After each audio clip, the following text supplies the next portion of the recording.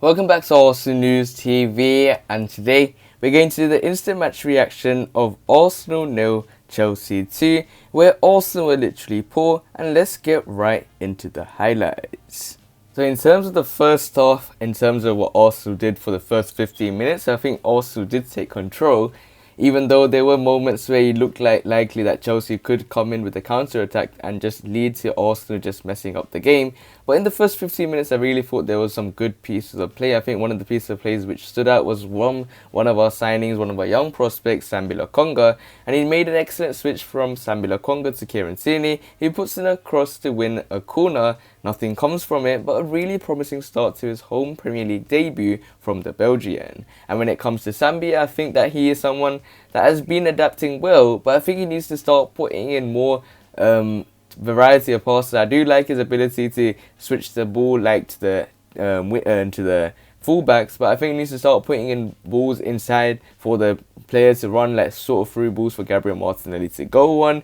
But then it all goes from bad to worse for the Gunners, as it was a lovely ball out to Reece James, who is just about onside after some poor play from Cedric Soares when holding the line. The England defender then lays it across to Romelu Lukaku, who can't miss from a yard out. And a glorious opportunity was for Romelu Lukaku after he scored his first goal, and it really meant a lot for Romelu Lukaku, since Romelu Lukaku supported Chelsea since he was 10 years old, and today he scored his first goal for the club.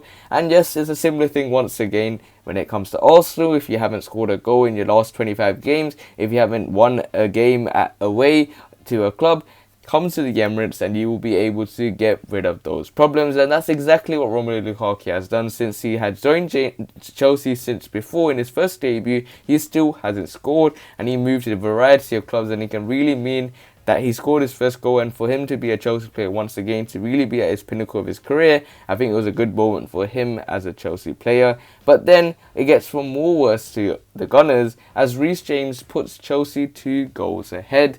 And it's a fantastic goal from the Blues after Marcus Alonso plays a pass infield to Kai Havertz. He clips the ball over to James, who has time to take a touch and lash a shot beyond Bernd Leno. And Chelsea have been hugely impressive in that goal. And even after that period, as soon as Mikel Arteta's Arsenal started to look a bit shaky, Chelsea just took off their handbrake, started to show why they are European champions, and just put more salt into our eyes, as we were really sad as Arsenal fans on what happened, what arose. And to take that 2 goals is something that is really concerning for Mikel Arteta, because we struggled to even concede or even come back after a loss, like losing. When you're losing in the half time, we haven't won a single game in the last 15 games where we have came back when losing at half time. And that's 2 goals from Chelsea. So in terms of the first half, what can I really say? Well, it's been a really difficult opening 45 minutes for Arsenal's defence. Romelu Lukaku really has had them on strings. The Belgian striker scored on the Blues' opener with a simple close-range finish from Reece James, who then struck a second to finish a fine move from Thomas Tuchel's side. Also had a good shout for a penalty turned down after James collided with Bukayo Saka, but nothing was given and VAR upheld that decision. And typical Arsenal once again, we looked very dominant in the first 15 minutes. There was that hunger, the fans are back. It was all amazing as soon as the fans were there, backing the players, and they looked really good for the first 15 minutes. We had good chances to score, but we weren't clinical. And I knew from the back of my mind, if we don't score a goal right now, it's going to change big time. And when Romelu Lukaku scored that goal, I knew that it was going to get from bad to worse for the Gunners. And then Reece James scored. So moving into the second half, what do I expect from the Gunners? If they can get a goal early, then we have a chance. But if not, we will be typical Arsenal loss. So moving into the second half, in terms of what we saw, I think Arsenal did look very shocking, to be really honest, because when it comes to the Gunners, I think there were moments where they did look like they wanted to make an impact. I think there was a lot of reasoning behind that due to the fans. I think the fans were really behind the Arsenal players because we knew that Arsenal needed to improve and Chelsea just had to keep doing what they were doing. But when it was certain moments where the fans' energy, the fans' commitment, the fans' love for this football club, there was moments where like Kieran Tierney made that long busting run from Tierney down the left-hand side and it drew huge cheers from the Arsenal fans. Then there was another effort where it led to Arsenal fans screaming for Bukayo Saka to shoot, and there was a stinging effort from Bukayo Saka and it was deflected off by Marcus Alonso and tipped over the bar by Mendy, and it was much better from Arsenal. Then Pierre-Emerick Aubameyang was brought in and the Arsenal fans were really behind it fully and there were moments of good play. But then Chelsea started to look like they were doing businesses on the pitch as well, as N'Golo Kante was introduced, and when you bring in someone that's number 2 or number 1 or in top 3 for contention of the best player of the season, of last season, then you're going to have a make a statement. And then it was a good save from Bernd Leno after Mason Mount's clip into the penalty area finds the head of Romelu Lukaku. The Belgian's header is powerful, but somehow Bernd Leno gets a hand up and pushes the ball against the bar. Then there was another Chelsea attack which also results in a goal, but this time Bernd Leno denies Kai Havertz from close range, and then once again Kai Havertz, who has been very good today, replaced by Timo Werner for the final few minutes.